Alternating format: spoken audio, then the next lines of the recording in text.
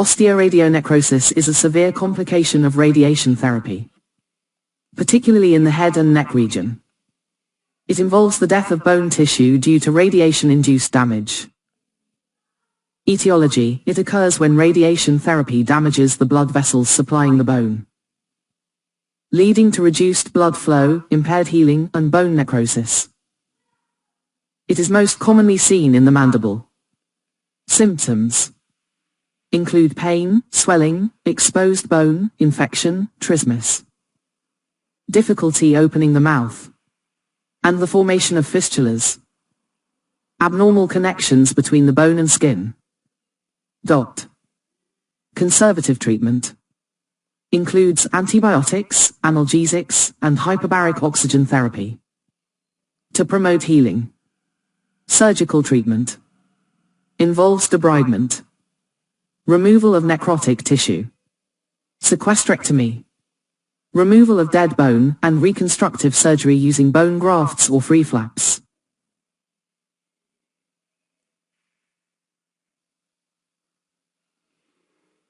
Ciampi's principle, also known as Ciampi's lines of osteosynthesis, is a concept in maxillofacial surgery for the treatment of mandibular fractures.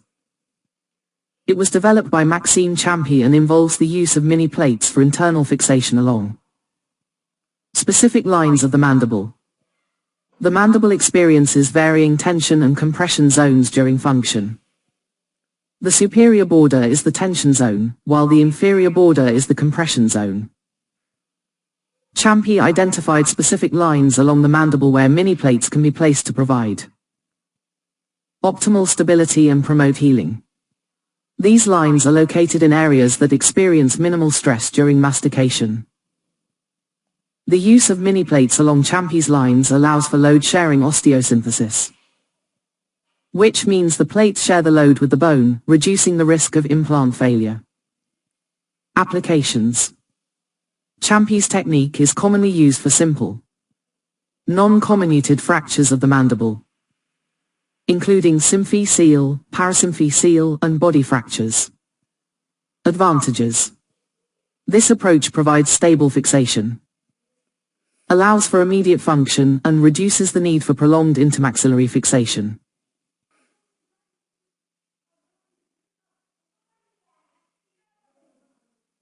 The TNM classification of malignant tumors is a globally recognized system for staging cancer. It describes the extent of cancer spread using 3 parameters: tumor, T, nodes, N, and metastasis, M. Tumor, T, describes the size and extent of the primary tumor. Nodes, N, describes the involvement of regional lymph nodes. The TNM system helps in treatment planning, prognosis determination, and evaluation of treatment outcomes. It is widely used in clinical practice and cancer research.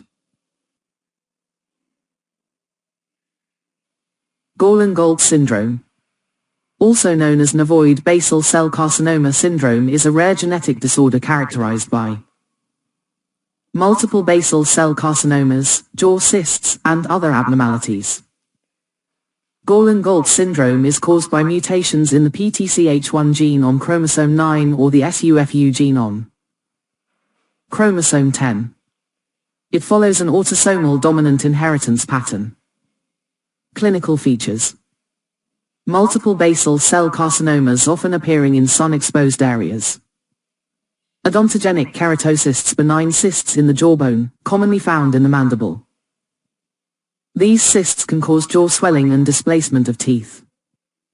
Skeletal abnormalities: bifid ribs, kyphoscoliosis, and early calcification of the falx cerebri.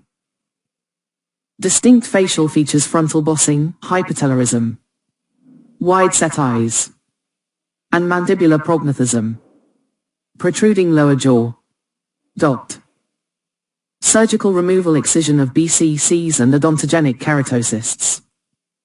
Preventosure and using sunscreen to reduce the risk of developing temporomandibular joint ankylosis is a pathological condition characterized by the fusion of the TMJ bones. Temporal bone and the mandible. Either partially or completely, leading to a significant reduction in the normal range of motion of the jaw. The most common cause is trauma to the jaw leading to fibrous or bony union.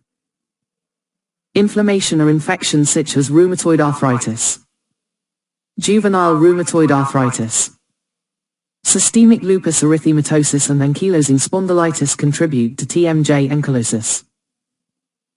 TMJ ankylosis can occur as a result of congenital or developmental conditions such as condylar hyperplasia or aplasia.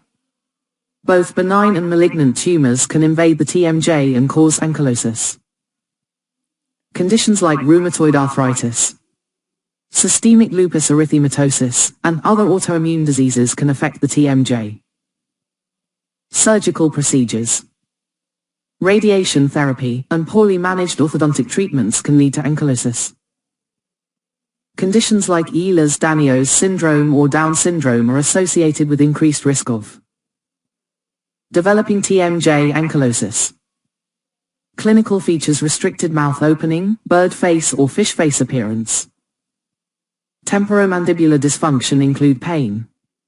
Limited jaw movement can affect articulation and phonation. Increased risk of dental caries, periodontal disease, and malocclusion due to the inability to maintain oral hygiene and altered jaw function. Respiratory problems: severe cases can lead to obstructive sleep apnea or difficulty breathing, especially if the mouth cannot be opened wide enough to allow air passage. Management of bilateral TMJ ankylosis. Surgical treatment: gap arthroplasty, removing the ankylotic tissue and creating a gap between the temporal bone and the mandible to allow for movement. Interpositional arthroplasty, inserting a graft material, autogenous, allogenous, or synthetic, into the joint space to prevent re-ankylosis and maintain the gap. Total temporomandibular joint, TMJ. Replacement: orthodontic treatment used before surgery to align the teeth.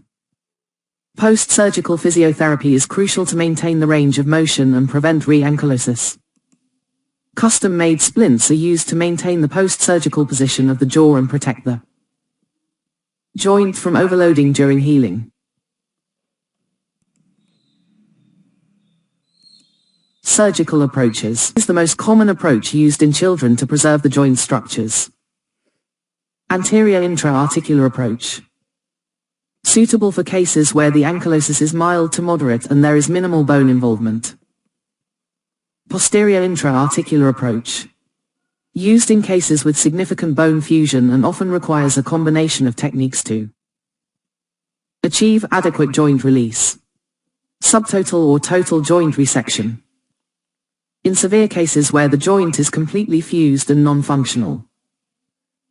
Subtotal or total joint resection may be necessary. Distraction osteogenesis, a technique where gradual separation of the bone is performed using external or internal devices to encourage new bone growth and improve the range of motion.